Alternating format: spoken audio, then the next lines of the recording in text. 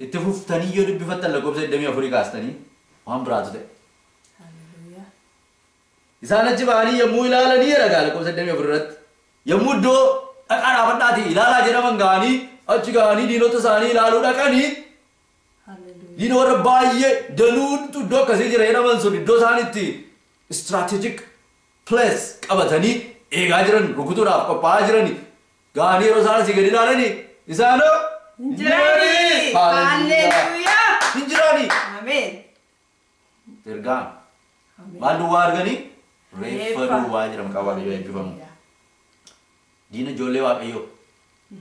Refa sani dua. Hallelujah. Muse malje gafa biya gifti baju. Yerolol thoni sun acha fani. Warama ka amma argitan kana lamada akka kana tire bistani argitani. Hallelujah. Lamada argitani yuti. Akka kanat akka margitan kana tire bistani argitani. All of a sudden gafa wa ayo sabasa irra rukutu mal sani argani refa sani argani bishan rattiera maka wa ayo ngara te fabiya. Sabni kun gafa do jera me sana ge ilalu refa duwa argani jera. Yammu ilalan refa duwa lafattin argan loltoota sana keessa namni tokko illee hin hamne. Hallelujah. Waaqayyo isa kana nuyi sagannuuf. Amen. Waaqayyo isa akkasiitiin nuyi waaqessin. Isinoo hubattaniittu waaqayyo kana. Isa kana waaqni keenya maqaa waaqayyo galateeffamu. Amen. Dhugaadhaaf hafuuraan waaqeffamutu isaaf ta'a. Ulfinaaf sodaadhaan waaqeffamutu isaaf ta'a. Galata galchuudhaan immoo waaqeffamutu isaaf ta'a. Maqaa waaqayyo eebbifamu. Amen. Injifannoo yookaan mo'icha nuuf kenna gaafa nuyi dhugaadhaan isa waaqessinu gaafa nuyi hafuuraan isa waaqessinu waaqeffannaa isaaf ta'u gaafa dhiyeessinuuf injifannoo yookaan mo'icha nuuf kenna maqaa waaqayyo eebbifamu. Amen. Gaafa nuyi humna keenya ilaaluu dhiisu, baay'ina keenya ilaaluu dhiisu, qabeenya keenya ilaaluu dhiisu, dandeettii keenya ilaaluu dhiisu, firoota keenya ilaaluu dhiisu, Hallelujah. kan nuuf dirmatan ilaaluu yeroo nuyi dhiisnee gara waaqayyo waaqa jiraataa ilaallee Hallelujah. sagadaa fi waaqeffannaa isaaf ta'u dhiyeessinuu fi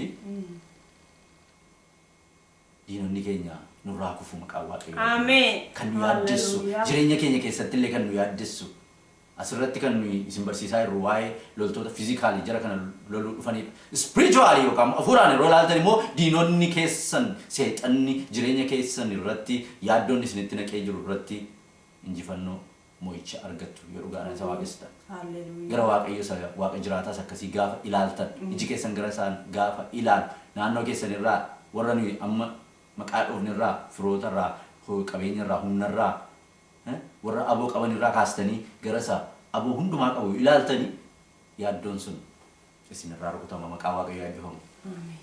Waaqayyo isa kana gochuu danda'u. Lammaffaa irratti maal godhan egaa? Erga kun ta'ee booda amma gaa itti gadi bu'anii loluuf miti gaa amma kan isaan gadi bu'anii ajjeesuuf miti gaa kan isaan itti bu'an lolli kan kooti anatu raawwataa jedheera waaqayyo akka jedhetti raawwateera gaheen keessan garuu dhaabattanii mo'icha isiniif kennamu ilaaluu danda'anii jedheera waaqayyo mo'icha sana arganiiru amma immoo taansee wanti dhufu baay'ee nama dinqisi. Hallelujah. Gaafa itti gadi bu'anii jedhe blessing eebbatu isaan irratti dhufe. Amen. Hallelujah. Gaditti bu'anii wanta gaggaarii ilaa akkana yommuu dhaqanii reeffa isaanii gidduudhaa qodaa gaggaarii uffataa fi mi'a gati jabeeyyii baay'ee argatanii hamma baachuu dadhabanitti hin saaman. Hallelujah. Mi'a baay'ee sana guyyaa sadii guutuu isaan fudhate. Amen. Gurrachuudhaan yeroo maqaa waaqayyo eebbifamu. Yes. Wanti jalloonni walitti qaban. Hallelujah. Wanti jalloonni walitti qaban ijoollee waaqayyootiif ta'a maqaa waaqayyo. Amen. Hallelujah. Guyyaa sadii guutuu gurratan maal? Wanta gati jajjabeeyyii kana wanta gaggaarii kana eessaa kan dhufu? Amoonii, Mo'aabii, naannoo Tulluu Seerii kan jarri baatanii dhufan.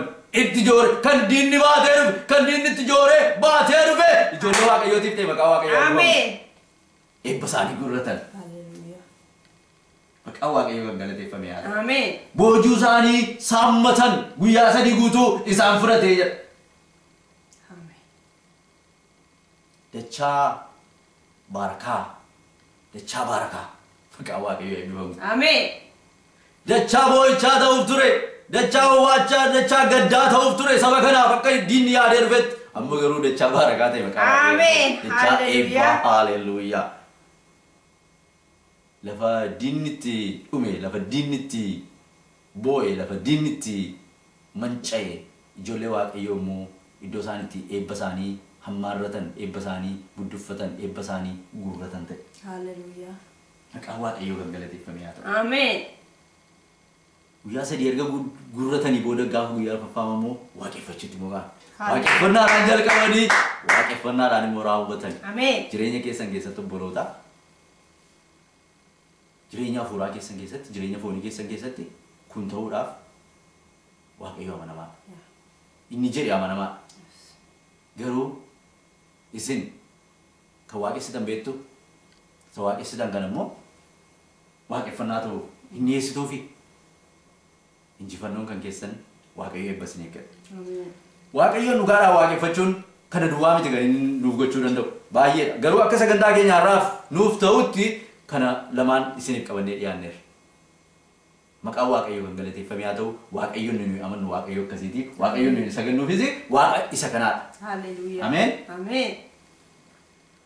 Egaa maqaan waaqayyoo kan eebbifame haa ta'u akkuma dubbii sagalee waaqayyoo amma dhageenye waaqayyoon waaqessuun kan nuuf ta'u dhugaadhaaf hafuuraan sodaadhaaf galataan fuula isaa dhaabachuutu nurra jira.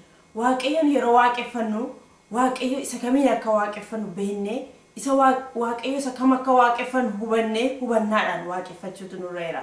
Dubartii isheen Samaariyaa suni waa'ee waaqayyoon waaqeffachuu aadaa beetti aadaa dhageesseetti akka abbootiin ishee waaqeffachaa turan beetti aadaatti abbootiin ishee waaqeffachaa turan beetti.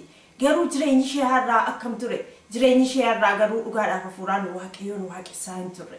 Waaqa isa dhugaa kana hubattee hubannaadhaan waaqeffannaa dhugaa keessa hin jirtu turte. Har'as obboloota koo eessa jirra? Ofii keenya ilaaluun waaqayyo isa waaqa ta'e isa dhugaa ta'e kana waaqeffachuutu nurra jira. Yeroo isa waaqeffannu immoo eebba argannaa jireenya keenyaaf eebba nu ta'a. Akkuma amma dhageenye diinota keenya nuuf lola waaqayyo mo'icha nuuf kenna waaqayyo.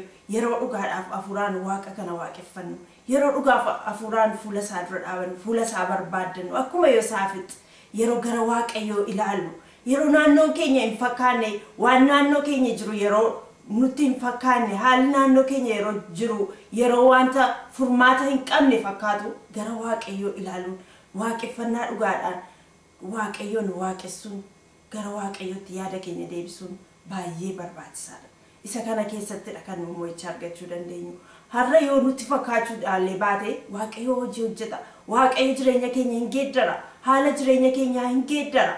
Waaqayyo jireenya keenya gara eebbaatti fida. Diinota keenya warra naannoo keenyaa nurraatii gaaggola. Maqaa waaqayyo kan eebbifame haa ta'u waaqeffannaa dhugaa kanaan waaqayyo isa jiraataa ta'e isa dhugaa ta'e akkasi waaqeffattanii isin hafeerra waaqayyo gooftaan isin haa gargaaru nagaa waaqayyootiin jiraadhaa. Quiero vencer a piel, dar sol y no